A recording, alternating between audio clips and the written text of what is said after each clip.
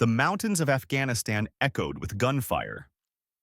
Sergeant Emma Collins crouched behind a damaged Humvee, the blue combat medic armband stark against her dust-covered fatigues. Her trained eyes scanned the rocky terrain where her Delta Force unit was pinned down by Taliban insurgents. The acrid smell of cordite hung in the air as AK-47 fire and RPGs hammered their position from the ridgeline above. Emma checked her medical kit for the third time in as many minutes. 3 wounded already, with supplies running dangerously low. She was calculating the risk of moving to the next casualty when her radio crackled to life. "Eagle down. Commander hit. Collins, get to the ridge now." The world slowed. Captain James Mitchell, their commander, was down. Emma saw him fall near an outcropping of rocks 50 yards upslope, his Scare H rifle tumbling from his grasp. The battlefield math was brutal. If Mitchell died, command structure collapsed. If command collapsed, 22 American operators and their Afghan allies would be cut to pieces. Emma grabbed her medical kit and ran. Bullets kicked up dirt at her feet. Rounds snapped past her helmet. The distance between cover and Mitchell's position seemed to stretch endlessly as she sprinted across open ground. Every instinct screamed to duck, to take cover, but she pushed forward, driven by something beyond training. She slid behind the rocks where Mitchell lay, blood already soaking through his tactical vest. "Where are you hit, sir?" Her voice was calm despite her racing heart. Mitchell's face was ashen. "Left chest. Can't breathe right." Her hands moved with practiced efficiency, cutting away his body armor. The bullet had entered high on the left chest, likely missing the heart, but hitting a lung. Blood bubbled from the wound with each labored breath. Tension pneumothorax. He'd suffocate without immediate intervention. "Need to do a needle decompression, sir. It's going to hurt." Mitchell nodded grimly. "Do it." Emma located the anatomical landmark, second intercostal space, mid-clavicular line, and drove the catheter into his chest wall. There was a hiss as trapped air escaped from the pleural space. Mitchell gasped, his breathing immediately less labored. "Better?" she asked, already checking his other vitals. "Yeah." His eyes focused on her with surprising clarity. "Collins, listen to me. Johnson's dead. You wearing his comms?" Emma realized she had picked up the communications sergeant's radio when he fell. Now she was hearing tactical feeds from the entire unit. She had inadvertently become their communications hub. "Parker can't coordinate from his position," Mitchell said, referring to his second-in-command. "You can see the whole battlefield from here. Sir, I need to focus on your treatment. And I need to focus on keeping this unit alive." Mitchell's grip on her wrist was surprisingly strong. "You know what's happening out there better than anyone right now." He pointed to his Scar H rifle lying a few feet away. "Take my weapon. Direct our defensive positions. That's an order, Sergeant." Emma stared at him. "Sir, I'm a medic, not a tactical commander. Today you're both." Mitchell's eyes locked onto hers. "I've seen your range scores, Collins. I know your background check didn't tell the whole story.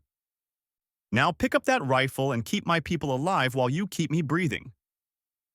3 months earlier, Fort Bragg had hummed with activity as the Delta Force Selection Board convened. Emma stood at rigid attention before 5 senior officers, Captain Mitchell at the center. Through the window behind them, she could see rain falling on the training grounds where she'd spent countless hours proving herself. "Sergeant Collins," Mitchell said, reviewing her file with obvious skepticism. "Top of your class in combat medicine, expert qualifications on rifle and pistol, distinguished graduate from Ranger School." He looked up. "And you want to be one of the first women in Delta combat operations." "Yes, sir," Mitchell leaned forward. "The battlefield isn't a place to test gender equality policies, Sergeant. I'm not asking for equality, sir. I'm asking for the opportunity to save lives that others can't reach. Lieutenant Colonel William Carter, the gray-haired senior advisor on the panel, studied her with shrewd eyes. Your psychological profile shows exceptional stress resilience. Care to explain where that comes from, Sergeant? Emma hesitated. Her father's face flashed in her mind, his steady hands showing her how to control her breathing, how to hold a rifle, how to remain calm when everything around you was chaos. Lessons that began when she was just 8 years old. My father was military, sir. He prepared me for what to expect.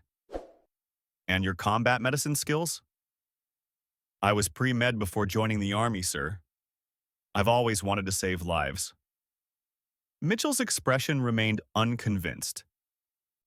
Even the best medics freeze when bullets start flying? Then it's fortunate I've already proven I don't, sir. Kandahar, 2006.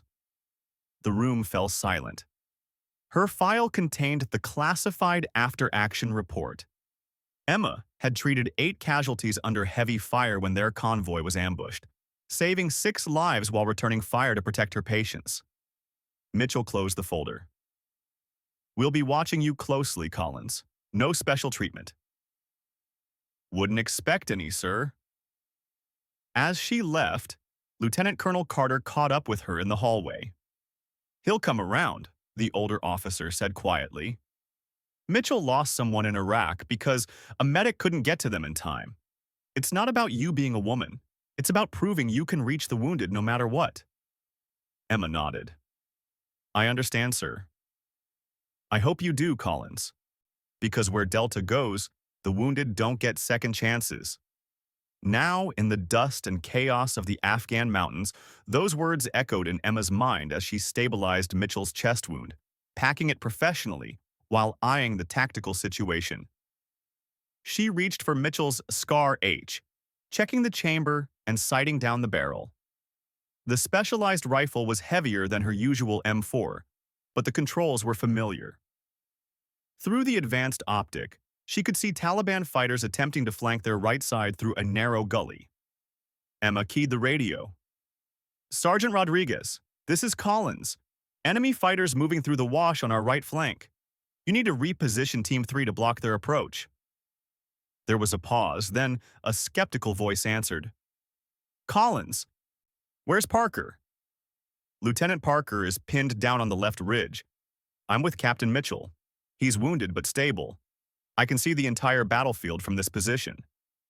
I don't take orders from medics, Rodriguez replied coldly. Emma watched another soldier drag to cover 30 meters away.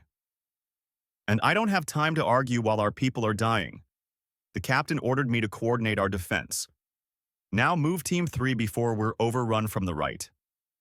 She raised Mitchell's rifle, found a target through the scope, a Taliban fighter with an RPG approximately 350 meters away. She controlled her breathing, accounted for the wind, and squeezed the trigger. The rifle kicked against her shoulder, harder than she was used to. The fighter dropped. Rodriguez's voice returned, surprise evident. Team 3 is moving. Who else is hit? Wilson's down near the Western Rocks. Chen took shrapnel, but he's mobile. As she spoke, Emma checked Mitchell's vitals again. His pulse was weaker, his skin clammy. The chest wound was stabilized, but he needed evacuation soon. She administered morphine and adjusted his position to ease his breathing. Collins. Mitchell's voice was barely audible. Left flank. Watch the high rocks. Emma swiveled, scanning the ridgeline. There, 4 fighters setting up a machine gun position that would devastate their exposed left side. She took aim again, firing 3 precise shots. 2 fighters fell immediately, the others scattered for cover. Rodriguez, we need suppressive fire on the left ridge. They're setting up a heavy weapon. This time, there was no hesitation. On it. Emma divided her attention between Mitchell's medical care and the battlefield. Every 30 seconds, she checked his vitals, pulse, breathing, level of consciousness. Between checks, she fired on priority targets and coordinated the unit's defensive positions. It was impossible. She was a medic, not a tactical commander. She'd never coordinated a defensive operation while simultaneously treating a critical casualty and engaging enemy positions. Yet she was doing it anyway, because no one else could. A round impacted inches from her position, showering her with rock fragments.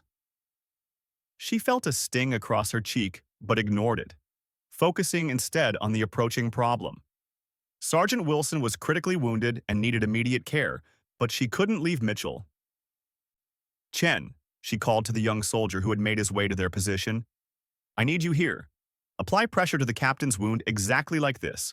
Monitor his breathing. If anything changes, you call me immediately. The young soldier nodded nervously. Yes, Sergeant. Emma handed him her spare medical supplies. You can do this, Chen. I trained you. She moved quickly to Wilson's position, staying low as bullets continued to rain around them. The sergeant had a severe leg wound, femoral bleeding that would kill him in minutes without intervention. Emma applied a tourniquet and started an IV line, working with mechanical precision despite the chaos. Hang in there, Wilson, we're getting out of this. The captain? Wilson gasped through pain. Still with us, thanks to Chen. She administered morphine. But we need evac soon. Her radio crackled. QRF inbound, 20 minutes out. LZ is too hot for touchdown. 20 minutes. Mitchell might not have 20 minutes. Wilson definitely didn't. As she finished stabilizing Wilson, Emma spotted movement. 3 Taliban fighters flanking their position, approaching from behind cover. They would reach Wilson's exposed position in seconds. Emma faced an impossible choice. The Geneva Conventions protected medical personnel who didn't engage in combat. Her blue armband meant she treated the wounded. She didn't create them. But if she didn't act, Wilson would die. Without hesitation, Emma grabbed Wilson's M4 rifle and engaged the approaching fighters. 3 shots, 3 hits. The threat eliminated. From his observation point, Rodriguez saw her action. Collins, you just sacrificed your protected status. I did what was necessary to keep my patient alive, Rodriguez. She returned to Mitchell, who was watching her through half-lidded eyes.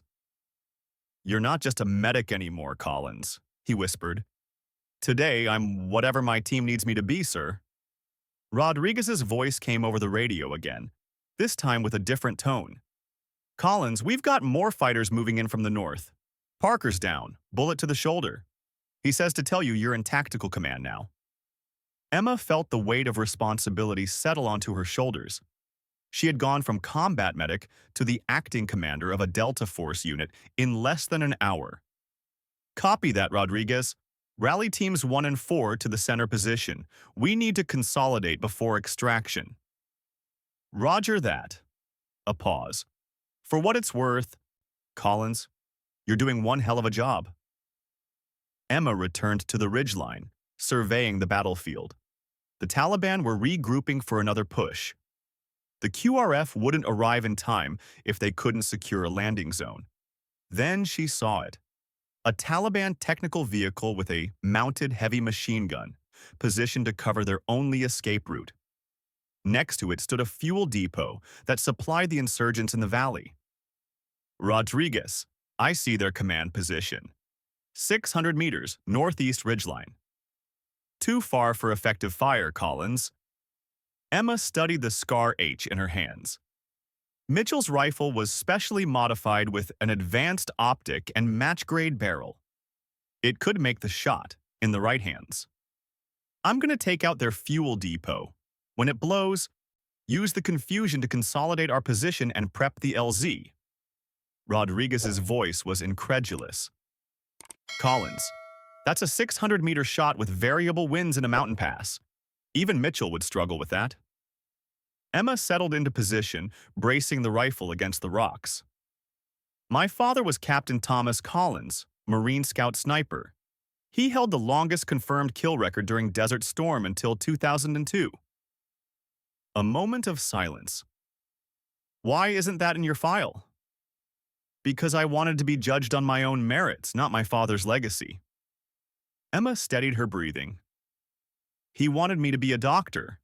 I compromised by becoming a combat medic, but he still taught me everything he knew. As she prepared for the shot, Emma remembered Sunday afternoons at the range with her father. His patient voice explaining wind drift, bullet drop, the effects of elevation on a long-distance shot. His large hands steadying hers on the rifle. Breathe in, breathe half out, hold, squeeze, don't pull. Let the shot surprise you. Emma calculated range, elevation, wind drift, and bullet drop.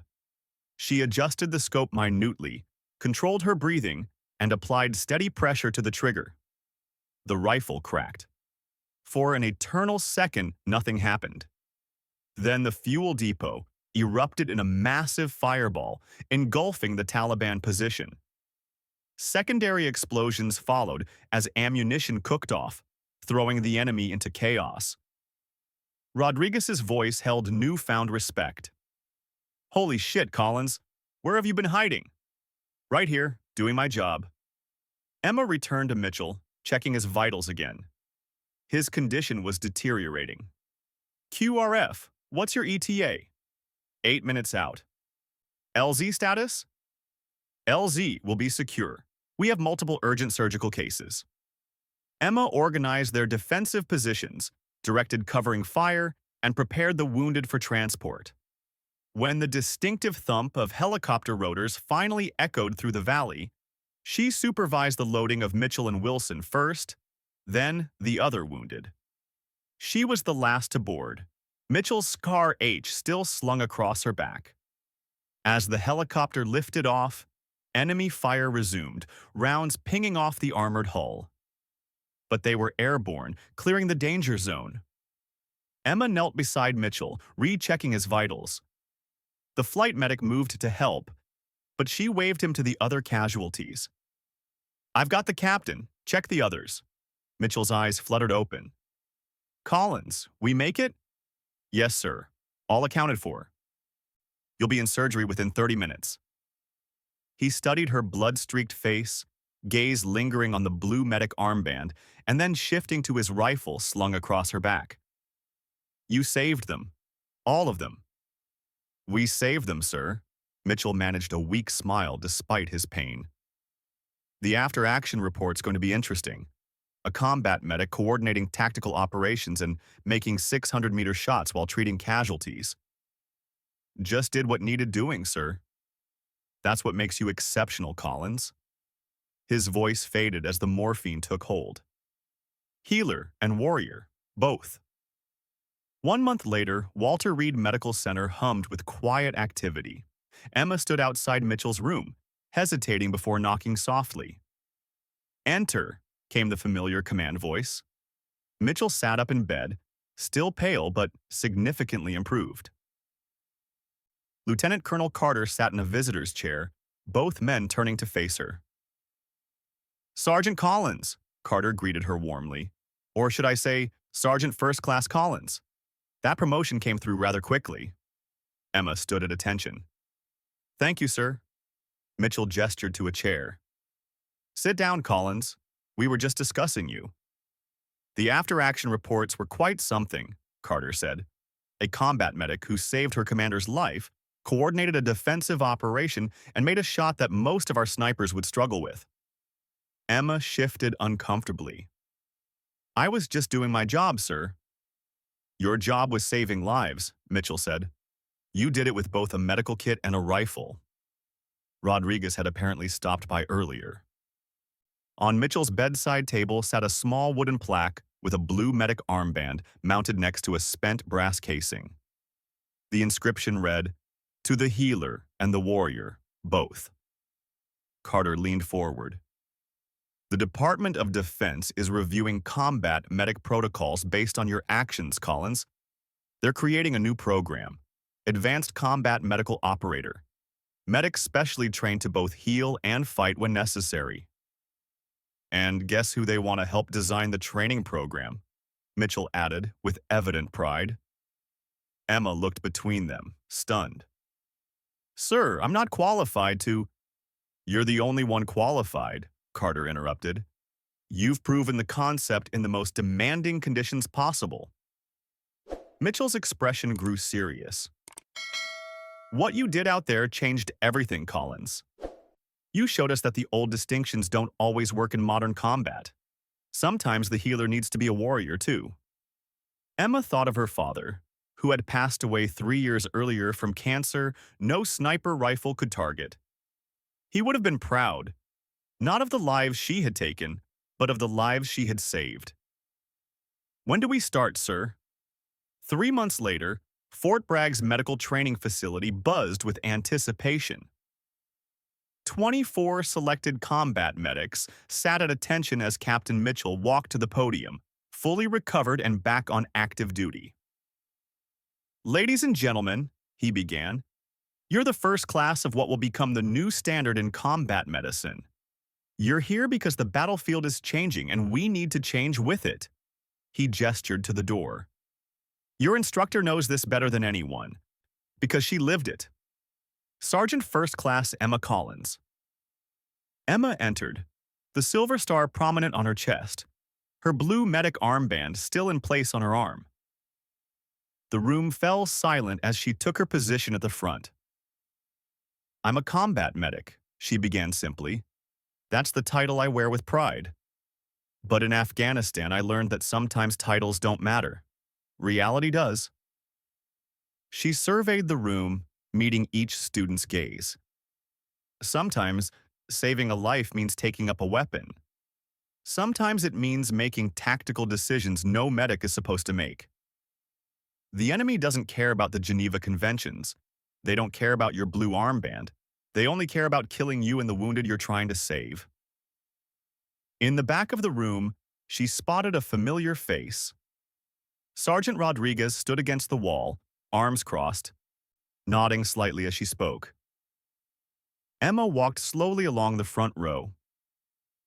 This program isn't about turning medics into infantry. It's about giving you every tool possible to complete your primary mission, bringing our people home alive. A young medic raised his hand. Sergeant, were you scared? When you had to fight instead of just heal? Emma considered the question carefully. Every time. Fighting isn't what I trained for. It isn't who I am, she paused. But sometimes it's what's necessary to protect those I'm trying to save. How do you reconcile that? Being both a healer and a warrior? Emma touched the silver star on her chest, then the blue medic armband on her arm. I remember why I'm there.